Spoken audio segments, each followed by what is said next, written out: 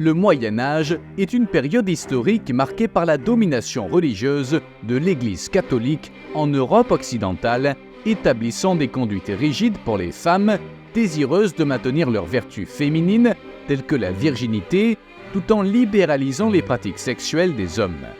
Ainsi, malgré la rigidité religieuse, la prostitution était tolérée dans certaines limites afin d'éviter une augmentation du nombre de viols. Le sexe tarifé était une soupape d'échappement pour la libido masculine.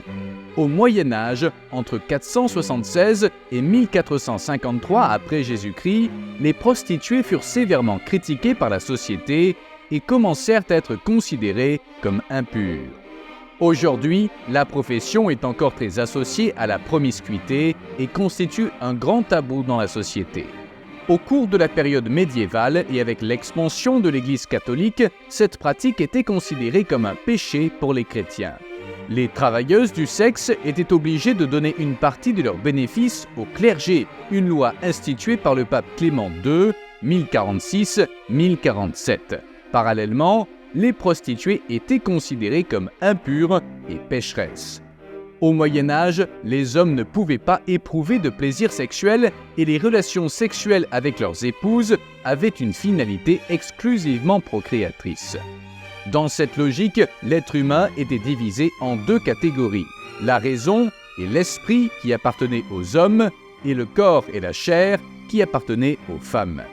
L'image de la femme oscille entre deux extrêmes, celui d'Ève séductrice et provocatrice et celui de Marie, rédemptrice et virginale. La femme n'était louée que comme une bonne mère et une bonne épouse, qualité qu'un homme attendait de la future génitrice de ses héritiers.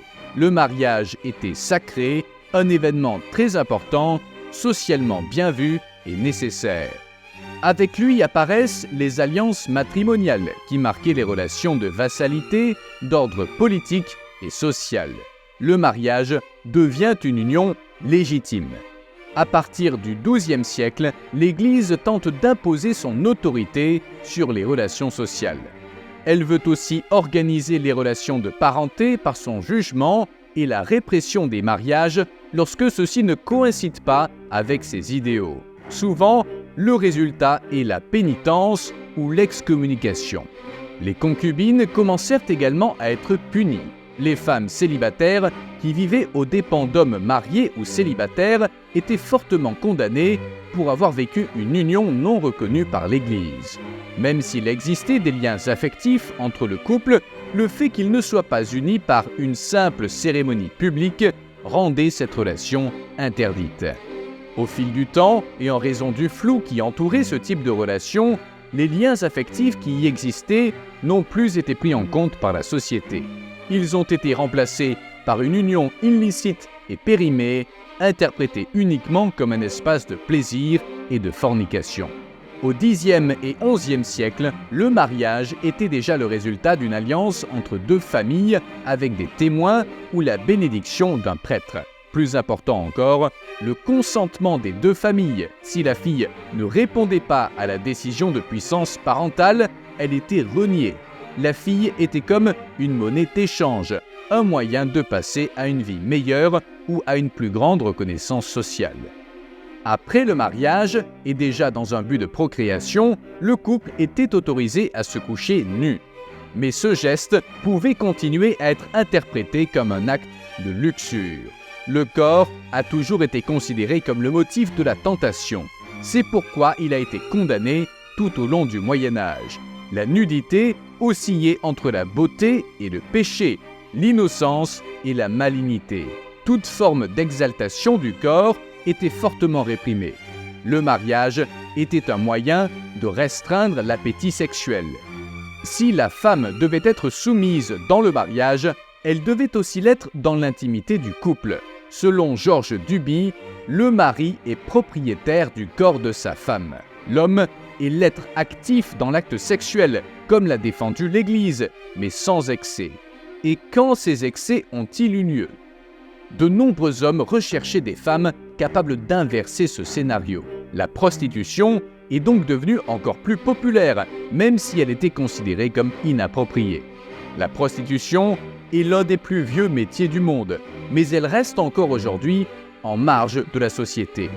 Malgré la répression dont les prostituées font l'objet, l'Église, au Moyen-Âge, a trouvé dans la prostitution un moyen d'éloigner les hommes des jeunes filles chrétiennes et de contrôler leurs pulsions sexuelles.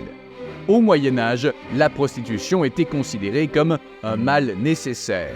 Après tout, la prostitution était un moyen pratique qui permettait aux jeunes gens de toute classe d'affirmer leur masculinité et de satisfaire leurs besoins sexuels tout en les empêchant d'approcher des épouses et des filles respectables, en diminuant leur envie de participer à des bandes de viol et en les décourageant de pratiquer l'homosexualité. Ainsi, au Moyen-Âge, des maisons closes furent créées, financées par les fonds municipaux, parce qu'il n'y avait pas d'endroit où trouver des prostituées. Dans ces espaces, les hommes seuls pouvaient être satisfaits sexuellement. La prostitution se trouvait essentiellement dans les villes. Avec la croissance et l'expansion des villes à partir des XIe et XIIe siècles, la prostitution devient de plus en plus perçue comme un phénomène social qu'il fallait réglementer. Les autorités tentèrent de réglementer la prostitution en raison des épidémies et des scandales liés à l'Église. Elles construisirent donc des maisons closes loin des familles, des églises et d'autres espaces où vivaient des personnes considérées comme décentes. La création de ces espaces permit à l'État d'exercer un plus grand contrôle sur ces sujets. La monarchie fut également plus intéressée par la réglementation de la prostitution. Les lieux étaient contrôlés par les autorités afin de maintenir l'ordre et d'assurer la satisfaction sexuelle. La création de maisons closes a également permis de marginaliser les personnes fréquentant ces établissements. Des rues spécifiques furent également désignées pour les prostituées et les vêtements qu'elles devaient porter, car elles devaient être facilement identifiables. Ainsi, l'éloignement des prostituées, placées dans un certain espace, permit de contrôler et d'éloigner ces personnes des autres citoyens de la ville. Le contrôle des prostituées fut instauré. Les autorités imposaient des restrictions sur les espaces utilisés par les prostituées, les heures et les jours d'ouverture des maisons closes, les vêtements et le comportement. Les vêtements changeaient en fonction du lieu. Dans certains, l'utilisation d'un foulard, d'un chapeau, d'un manchon ou d'une cape de couleurs différentes était obligatoire. À Milan, on portait une cape blanche. À Bergame, une cape jaune. À Marseille, une tunique rayée. À Bristol, une cagoule rayée, selon Richards, 1996-124. Cela permettait de différencier les prostituées des autres femmes de la société. Mais pourquoi les femmes se prostituent-elles ? Au Moyen-Âge, les femmes se prostituaient pour des raisons presque identiques à toutes les autres périodes. Pauvreté, penchant naturel, perte de statut, passé familial obscur, violent ou incestueux. Tout cela existe encore aujourd'hui. À l'intérieur des maisons closes, il existait une hiérarchie où les prostituées étaient enregistrées par les autorités. Ces autorités recevaient les loyers chaque semaine. Dans certains endroits, le montant pouvait être payé quotidiennement. On peut également supposer que la plupart des prostituées ne travaillaient pas dans la ville où elles étaient nées et qu'elles ne passaient pas beaucoup de temps au même endroit. Cette rotation permettait aux maisons closes d'offrir de nouvelles attractions et d'attirer une clientèle plus nombreuse. Dans les maisons closes, il y avait aussi des employés.